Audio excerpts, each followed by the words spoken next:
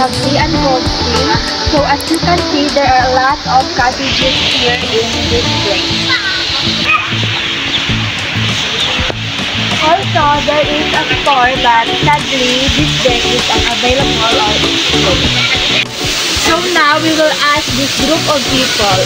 So are you guys enjoying here in Nabluan? Yes! Tell me more. Because the water is so cold and refreshing. Wow, thank you.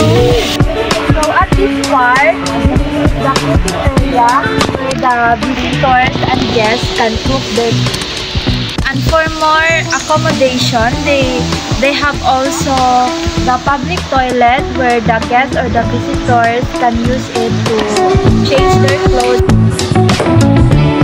So as you can see, the color of the water is aquamarine, and there is a mini pond here and lots of stones.